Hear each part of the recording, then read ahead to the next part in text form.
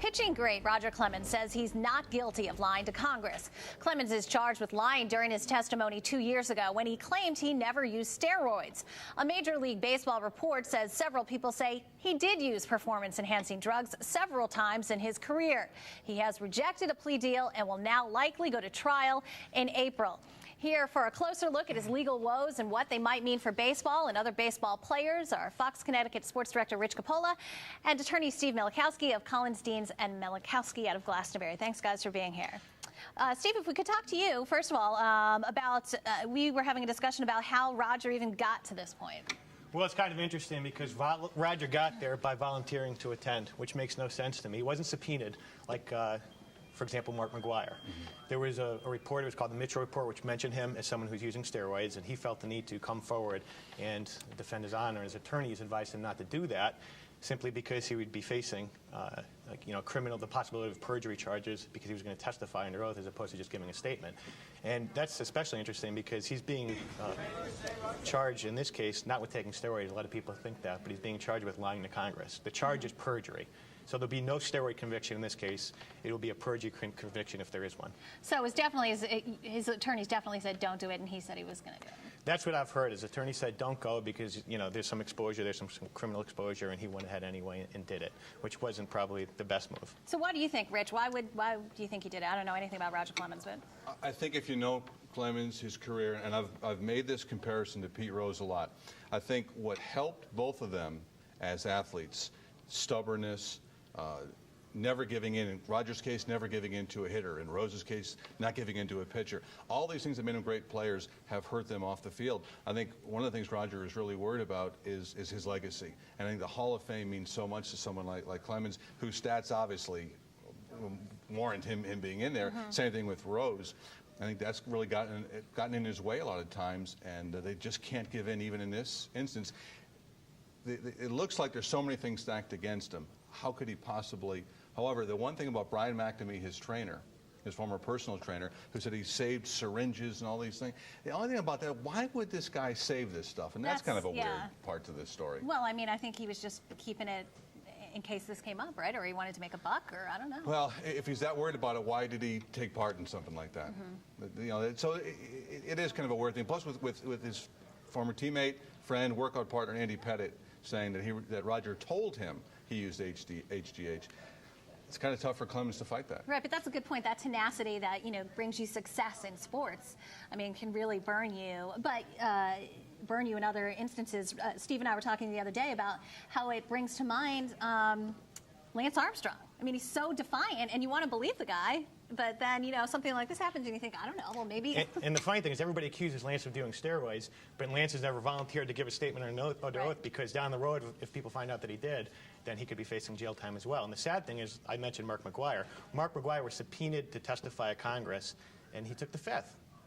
And he's probably going to end up in the Hall of Fame, whereas Roger volunteered to go to defend his honor, and he's likely going to be convicted, end up in jail.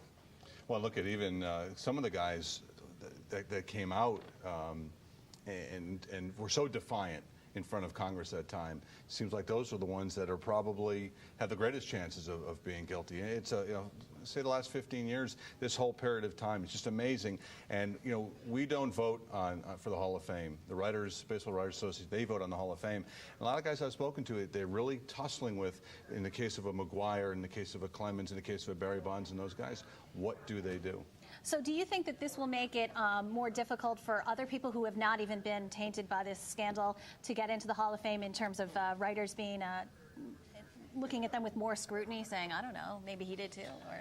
Well, I would think it would maybe the opposite. The guys that you've never really believed, or there aren't rumors or any innuendos, anything like that of guys, maybe they look at them a little bit differently and say, more so, let's put them in the Hall of Fame as opposed to the guys who we question. But almost anyone that played in this era, what amazes me, and I've said this for over 10 years now, when you look at a guy like Clemens and his body type, as opposed to the guy you remember. You watch like an old, in essence, Red Sox Rewind or something, or whatever they call it, and Clemens, 28, 30 years old, and Clemens the last 10 years of his career, it's like a different person. And, you know, it does make you stop and think. Sammy Sosa, the same thing. If you remember him with the White Sox, he was a skinny kid. By the time he was with the Cubs, he's huge. McGuire, huge. I mean, it had to send up a red flag. So what about for you? I mean, I know you're a huge baseball fan. Just as a fan, how does it make you feel? Disappointed or? I guess in a way it is. I mean, cheating has been, in one way or another, let's be honest, been part of baseball for a long time. I mean, from the simple thing of a catcher nicking the ball against his shin guard to put a scuff on it to make the ball do more things, pitchers, doing things, doctoring up the baseball. In this case, I think it went the other way. This was the time where the hitters finally started cheating. And funny, this year, 2010, clearly the year of the pitcher, it's gone full circle again from such great offensive numbers. Now the pitchers are dominating. But, yeah, I am kind of disappointed that it came to that. But cheating in one way or another has gone on for a long time. Steve, how often do they prosecute these perjury cases? Very rarely, and I was surprised they chose to prosecute here. Usually when they prosecute in a case, it's because there's a criminal case attached. There's no criminal case attached here. Like I said, he's not being charged with steroid use. But sometimes they'll prosecute in cases where, for example, their government official lied. So there's a public interest in preventing government corruption. So here the interest was, a baseball player lied about a steroid use, and Congress felt the need, with everything they have going on, to prosecute that, and that's what they're doing. And he's looking at what kind of a sentence? Well, in theory, he's got 2 charges of perjury, 3 charges of giving a false statement, 1 charge of interfering with Congress, and combined, that could be a potential of 30 years. That's not going to happen. The federal sentencing guidelines call for about 15 to 21 years, and I think he's going to be in the high end of that. And the reason I say that is because 15 to 21 months. 15 to 21 months. Okay. Thanks for correcting me. And I think that he's going to be on the high end of that. And the reason I say that is because one of the factors in deciding whether he's on the 15-month end or the 21-month end is he contrite for what he did? And Roger, he's the Rocket. He's going to stand up there and maintain his innocence, and that's what got him in trouble in the first place. He's not going to change his story? I think you're right, exactly. I mean, that's part of who he is. And the fact that if you had a client in a similar situation and knew what was at stake by him, as Clemens did in 2008, going to Capitol Hill, you'd try everything you could. But you can only do so much, and I'm sure don't testify. You have nothing to gain. Exactly. Of course, he's going to get up there and deny it. But and I'm sure they tried as best they could. But he's got that ego. He's got all that stuff.